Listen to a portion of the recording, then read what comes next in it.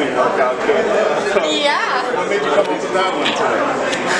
Honestly, you know, part of being an elite athlete, part of being a professional is to share your knowledge with the world, right? I mean, I'm technically a 6th-degree black belt in judo.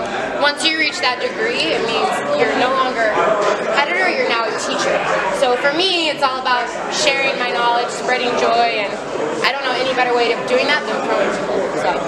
And they're learning all over the seems because you're just heading into a very professional mixed martial arts bout. What do you expect against Moriel on Monday? You know, she's a tough opponent, she's game, she's never been finished, she has more experience than me, she's had 7 fights. I expect it to be, you know, that just shows me that she's tough, but my goal is, you know, I want to win first round by TKO, KO, or submission. I want to be the first to put her away. I want to end the year with a bang. And the last one for me would be, you know, the mixed martial arts world kind of buzzing yesterday when you said the baddest woman in the world is right here. Do you think that you can prove that here in the PFL and, you know, eventually the women's 155-pound division will be recognized as, you know, one of the top female? Yeah, absolutely. Listen, I'm very young in my career. This is only my 3rd fight. You know, if you look at the fighters who are in the talks of greatest of all time, they've all had, you know, 10 times the amount of fights that I've had.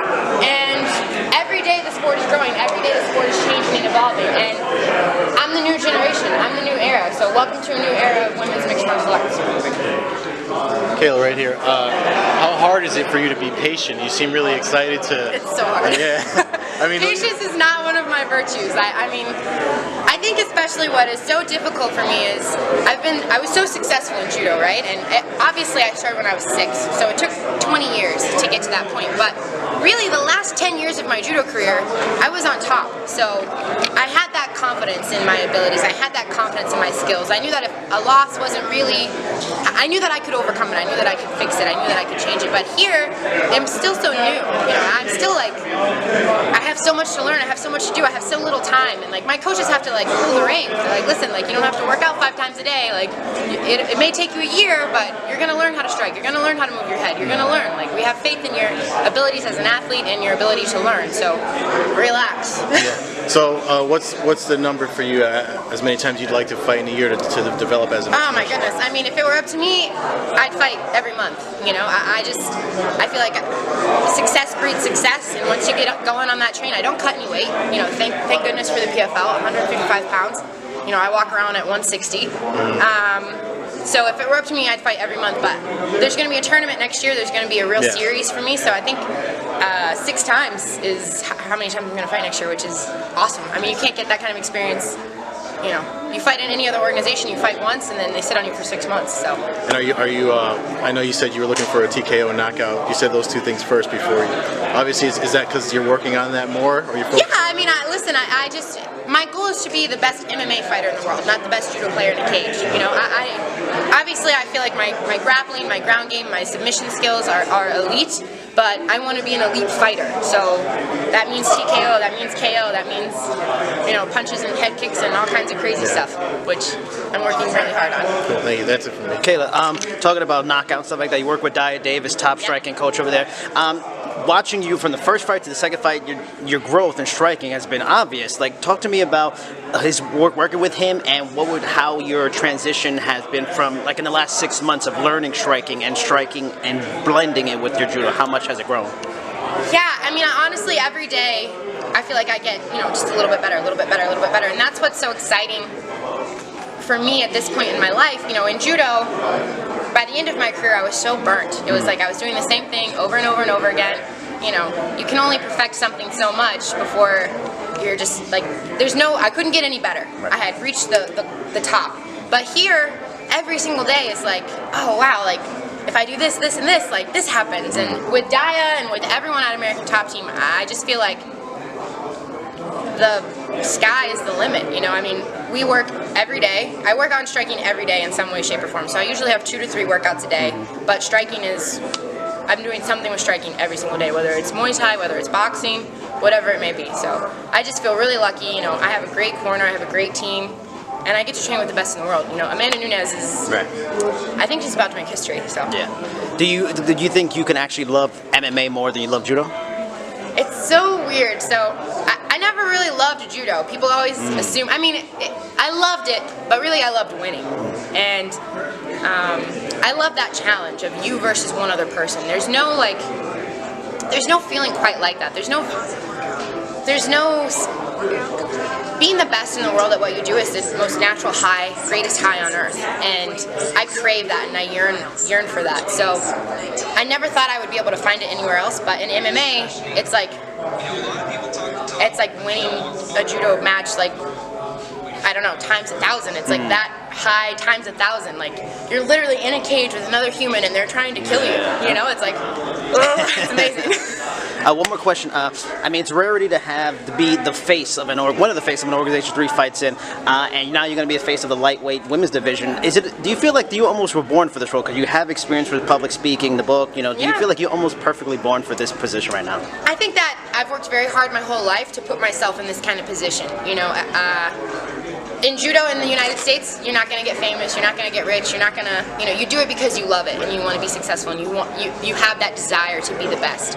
But with MMA, I'm very blessed where there is, you know, there's a huge platform here, and I can use it to share my book, and I can use it to share my foundation. I can use it to be, you know, a champion for women's causes, and, you know, breaking that gender gap and trying to make the world, leave the world better than I found it. So, you know, I don't know, I do. I feel like I was born to be a fighter. Question. Assuming Amanda does make history this weekend, beat Cyborg, would fighting Cyborg still be a goal of yours? Yeah, listen, Amanda and I are teammates now, and like we train together all the time. Like we're buds. I really like Amanda, and I think people are going to be shocked this weekend to see her capabilities and how hard she's been working. You know, just all over, like her ground game, her grappling, her punching power. You know, her just everything. You know, she moves really, really well at this weight. But for me, you know, obviously, I think one loss isn't going to change Cyborg's legacy. It doesn't mean all of a sudden she's this dud, you know, like it just means that she had a great fight with another great champion. So, of course, I would still be willing to fight her. Thank you. Yep. Kayla, I guess. Ladies first, ladies first. So you were talking about how you're thankful for MMA giving you this platform and making history with this new weight class. How do you feel like about that, and how do you feel about this new weight class for women? Yeah, I think there's a lot of doubters. You know, there's a lot of people hating on it, and that's fine. You know, anything new is always going to come with a little bit of questioning, but you have to start somewhere. So a lot of people are like, oh, it's going to be, you know, soft 145ers, and there's no one that's going to fill the weight class, and there aren't any girls that are that big. But listen to me, like, there are 7 male weight classes in judo and 7 female weight classes in judo, and they fight the exact same time, and they get the exact same amount, and there's like, the tournaments are about 50-50 now in terms of, you know, the amount of men and the amount of women. So it wasn't like that 20 years ago. You know, 20 years ago there were 3 women weight classes, and there were like 10 girls at each tournament. But they gave it time, it started, and now look at where it's gone. So if you want to be a change, you have to start somewhere, and this is the beginning, and I'm the beginning, and 155 pounds is what I weigh, and guess what? There are girls this size. Like, the average weight for an American woman is 166 pounds, so don't tell me that there aren't girls this size, because there are. Do you feel like it's sending a great body positivity message to women? Well, that's all I want. You know, I've been a firm advocate for a very long time for not cutting weight. I never cut weight in my judo career. I don't believe in it. I think that if you want to win, you'll win at whatever weight you naturally weigh. I think that young girls and young boys who are growing up who want to be successful, like, our idea of what success looks like is changing. You know, it's no longer this skinny, stick-thin, like, depleted, you know, person on a magazine. You know, strong is beautiful. Big is beautiful. You know, being yourself in your own skin is what is success to me. So that's what I want to, that's the kind of message I want to share with kids and adults and everyone. And you had some of your fans today, like, doing your open workout. Like, how does that mean to, like, have that, like, little girl and, like, have your t-shirt on? Nah, it's so, I mean, you know, it's still surreal for me. I woke up, I don't know, you know, you go through a lot in life, and it's no secret that I've had ups and downs in my story, and I've been at the lowest of lows, and I've been at rock bottom, and to wake up and see that, you know, I'm literally living my dream. I get to do what I love every day with the people that I love. I get to travel the world, and I get to share a message that I firmly believe in with little girls like that. It's like, some days I can't believe this is really my life. Thank you. Okay, so being that you just brought up everybody, you know, that you couldn't fill a 155. If the company had problems filling a 155, and Ray and Carlos said, can you go down to 145? You think it's possible? Yeah, I mean, like I said, I walk around at 160 pounds, so 15 pounds. I mean, you know, I'm gonna have to lose a little bit of muscle here, but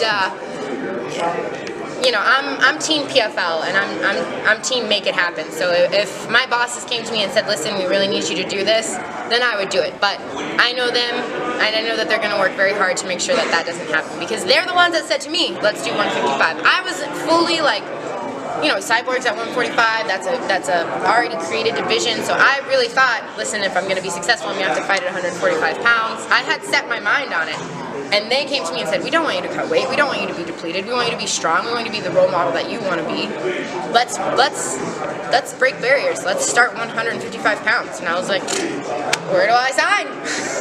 Now, being all season long, sitting alongside Randy and Boss, any advice from those guys? Oh my gosh, they're like, to that side of it, you know, the brand ambassador, the commentator side of it has been such a blessing for me, you know, to get to sit cage side, to get to listen to them.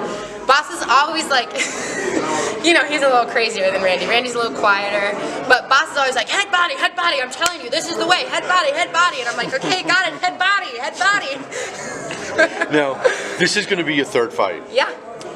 Is there going to be a third appearance on Impractical Jokers for you? You know, they actually asked me to be, I don't know if it's like released, but they made a movie, and they wanted me to come be in the movie, but it was filming right during my training camp for my first fight, so I couldn't make it out for the filming, but they offered me a job after the first appearance. They were like, do you want to just follow us around and beat the crap out of Murrah for a living? And I was like, I have something else brewing, but thank you for the offer. I would love to go back on. They're great guys. I had so much fun, and I had never even seen the show, and now I'm a huge fan, so anytime they want me, I'm back. Cool, thanks. Yeah. Ladies first. What motivates you in your career from the very beginning, from the childhood when you started, to motivate you in this type of sport and also to be very successful?